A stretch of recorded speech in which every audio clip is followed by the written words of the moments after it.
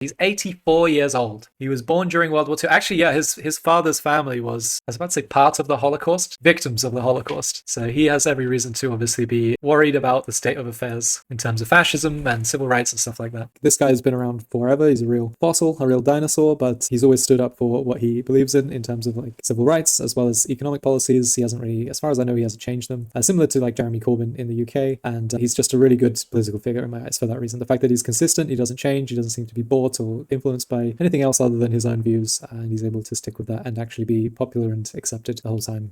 I reject the idea. I really do. That's one of the things that bothers me. I hear it every day. I hear it on the media. I hear it from my opponents. Bernie is an extremist. Bernie is too radical. Okay, let's deal with it. Is raising a starvation minimum wage of $7.25 an hour, which has not been raised in 10 years, to $15 an hour, a living wage, a radical idea?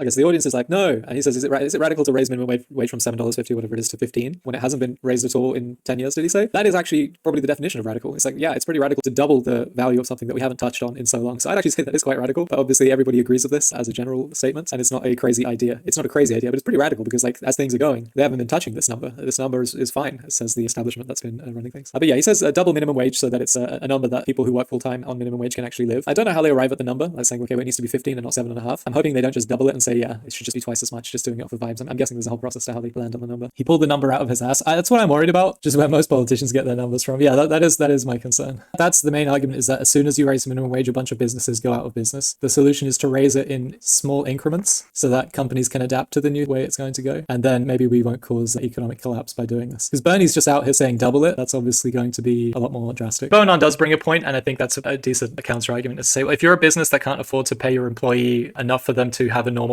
standard of living, then you're probably a bad business. It's not like you have some ultra successful business that crashes itself as soon as you have to pay your workers better. Because like we do have countries around the world with functioning businesses that do pay their workers what Bernie's asking for here. The minimum wage in Germany is like 13, 14 euros, which must be about $14, right? Which is pretty much what Bernie's asking for here. The idea is that this minimum wage isn't such a high minimum wage that it demands companies to be non-functional. This isn't an idea that is being proposed. I think the loss of low-value work is a major benefit of raising the minimum wage. We don't need a bunch of people returning shopping carts or shining shoes. Yeah, I mean, this is a big argument against like communism or any country that had like 0% unemployment rate, where the people that were employed were just doing nothing, basically. It's always a perfectly good human that could be doing something more useful. Liam says that it hurts small and new business more than large companies. Yeah, well, again, that's just because large companies have the benefit of all the things that come with being large companies, right? But the idea that we need to be so empathetic towards small businesses that we need to be happy with slave labor, for example, because you could argue the other way and say, well, let's lower minimum wage because it's good for small businesses, right? Like there's clearly a scale here, and the higher you go, the more businesses suffer, and the lower you go, the more happy they are, right? Like this is why you have a bunch of companies that are basically using illegal immigrants and things like that to scuff the minimum wage requirement, right? To just avoid it entirely. You say, well, let's just lower minimum wage and let's not have one. Let's just have slave labor again. Like it is going to be helpful to businesses, but that's not necessarily the point.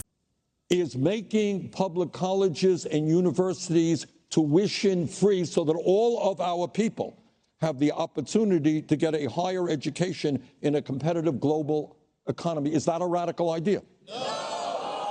I imagine a lot of people do find that to be a radical idea. Some people have the stigma against people who go to university, especially with regards to this kind of concept that people who go to university are radicalized to be these left-wing liberal lunatics. I've seen a lot of that stuff going on, but generally speaking, I think everybody wants their kids to have the option to go to university. And even if you have enough money to pay for it, you kind of agree that, other people's kids who can't afford it should probably go, because it's good for everyone, right? If you have somebody that's talented, that would do really well with a degree and some expertise, that they should get it and help the US economy or your country's economy. So say you have Einstein being born today, you want that guy to be able to afford university because the amount of money he's going to bring into the country through that education and that opportunity is going to be exponentially higher than if he'd just been a potato farmer or something that his family could afford for him to do, right? Again, this is like a view that I think most people, like 90% of people, would agree with, even though there are some people that would disagree on this like identity politics, left-wing radicalization argument, which, to a degree, I think that is true. You go to university and you're confronted with a lot of new concepts that are generally left-leaning. That's true. I don't think that's a bad thing, but that is true. And if you're ultra-conservative or very conservative, you kind of keep quiet, I think. All right, so what has Bernie said? He said double the national minimum wage from $7.50 to 15, and all children or young adults should have access. I guess it's not just young adults, it's everyone should have access to university degrees without paying for it if they want to. Like, these are just basic principles that the tax money needs to afford. What every other major country on earth does, guaranteeing health care to all as a right. They guarantee health care to all. They spend 50% of what we spend. Is passing a Medicare for all single-payer system a radical idea? And last point, Donald Trump, I know he's on the network a whole lot. Donald, you're probably watching. How are you? All right, I know. Wanted to say hello to the president.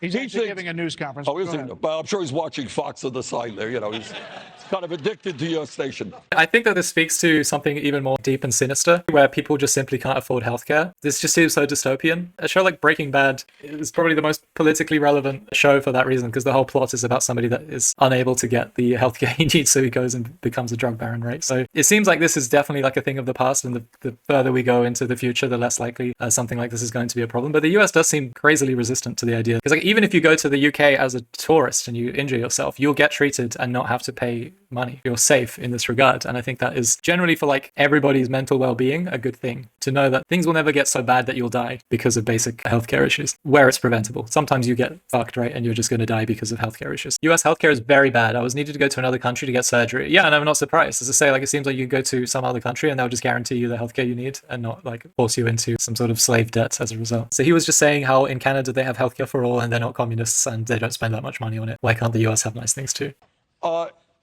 Trump thinks that climate change is a hoax.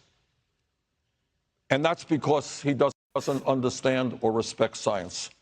I believe that climate change is an existential threat to this planet. I will listen to the scientists who tell us that we have got to move aggressively to transform our energy system away from fossil fuel to energy efficiency and sustainable energy. And through a Green New Deal, by the way, we can create up to 20 million good-paying jobs. So my point is, I appreciate Allison raising the question. I just don't think any of those ideas are radical.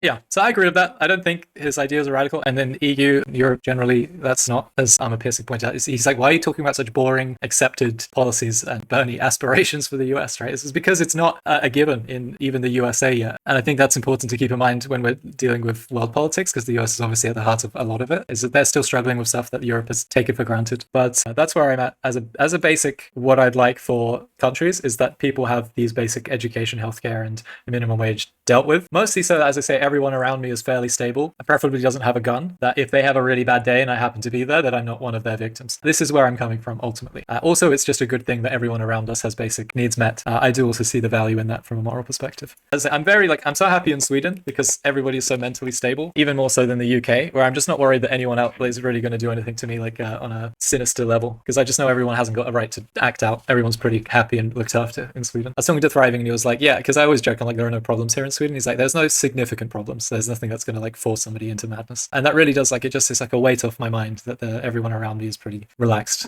And I get like the main argument against that is always some form of selfishness, which I'm not going to say you should never be selfish because that's unrealistic. Everyone is always going to be somewhat selfish. But like generally speaking, the more money and stability a country has, the more they're receptive to these kinds of policies. And you can see Europe, which has been fairly stable since World War II at least, they've been taking to these policies more and more. And the US, despite being so rich and prosperous, still struggles with this. And I imagine it's because they've had a lot of internal and external strife, right? Like there's always something that's bothering the US people, both internally, domestically, between their like torn populations, ideologically, etc., and also externally with how much the US gets involved with, the Middle East and a bunch of other places. That's influencing their people and why they're not necessarily receptive to the things Europeans are. Can you convince Sweden to invade and take over New Jersey? I think that it's going to happen naturally over the course of time. Things will get to this stage, but it requires like a degree of stability in the country to allow people to be receptive to these crazy socialist ideas, right? Like it's not something you even need to push that hard. You just need to push for prosperity and stability in a country, and they naturally land on these kinds of policies that allow people to live more freely and less fearful, right? Having a society where you're not worried about the next guy next to you living in such drastic conditions that he would want to commit crime or fuck you over, or just be so mentally unstable to attack you or do something terrible, that's just good for everyone. Left-wing policies are often very selfish, where I don't want to live in a country where other people around me could be in such terrible conditions that they would be a threat to me personally. This is just a completely selfish thing. It's not that I care for everyone around me in such a crazy way. It's that I want the people around me to be happy and content because that's best for me. There's a very selfish aspect to left-wing politics. And it's the weird part is that Americans don't seem to understand this point, where they're the ones with the guns. Like the idea that there could be some crazy person that I have to walk by on the street that's living in terrible conditions without healthcare, without any education, and with a minimum wage that doesn't get him what he needs to be a normal, happy person. And he has a gun. That's terrifying. Like, to a European, that's fucking terrifying. I don't know how anybody in America can live like this. You know, if you're Epstein, you have an island where you can get away with doing whatever you want and control everyone that's coming to that. That's different. But for most people, they want everyone around them to be moderately happy as a general statement.